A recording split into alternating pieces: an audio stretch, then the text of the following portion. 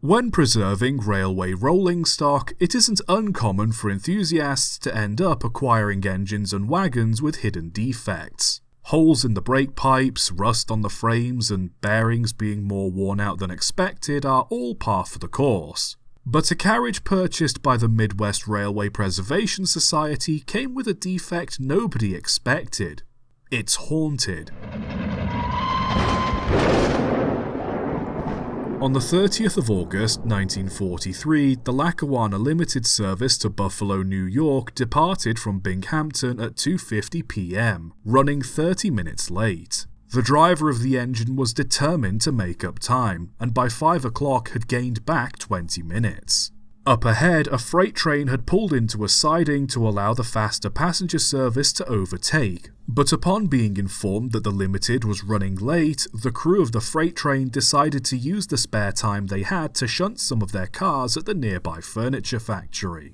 During the operation, the brakeman waved the driver forwards, expecting him to stop before reaching the end of the siding. However, the driver kept going and ended up on the main line. There's a lot of contention as to whether or not the signals were set to clear, but all crew knew they shouldn't have been on the main line. Thinking there was no rush, what they didn't know was that the Limited was greatly making up for lost time. Now only 10 minutes behind schedule when it approached the siding at 80 miles an hour.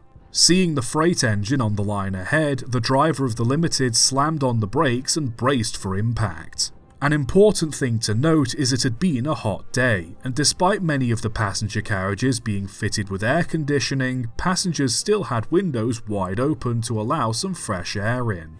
The passenger train managed to slow down to 50 miles an hour before slamming into the side of the freight engine at 5:23 p.m., causing it and 7 of the passenger cars to derail.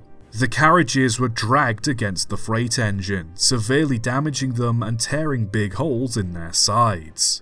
The 6th carriage of the Limited came to a stop right next to the damaged freight engine, which began to violently spray high-pressure steam through the torn hole and open windows. Passengers, scalded, half-blinded and agonized, struggled to break open windows and doors to free themselves. Rescuers tried their best to help the victims, but the damage was done. Out of the 500-odd passengers aboard the train, 114 were injured and 29 died in the crash, with all but one of the deaths being caused by internal or external scalding from the steam. The crew of the freight train were held responsible for the accident. Afterwards, both engine and most of the cars were repaired and put back into service with little trouble for the rest of their working lives. Years later, in 1960, the Midwest Railway Preservation Society managed to acquire a new passenger car to add to their collection, this being Nickel Plate Road Coach number 62. At first, it was like any other preserved carriage, a little rough around the edges but nothing some TLC couldn't fix. But as time passed, volunteers and visitors alike began to report strange sensations while in and around the car. Some described feeling rushes of cold air pass through the carriage on still days, others even claiming to feel a hand touch them on their shoulder when alone. Many volunteers have claimed that the windows would slam shut on their own, and every once in a while faint figures in period clothing can be seen through the carriage windows despite them otherwise being empty.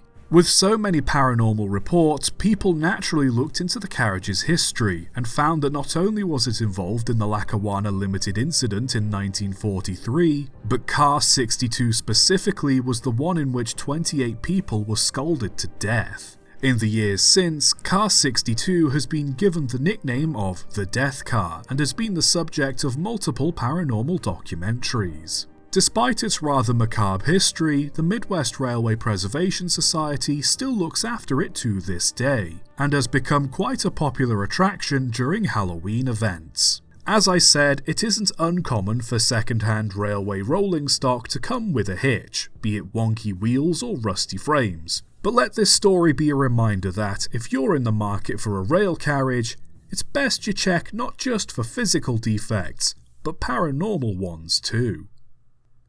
Subscribe for more.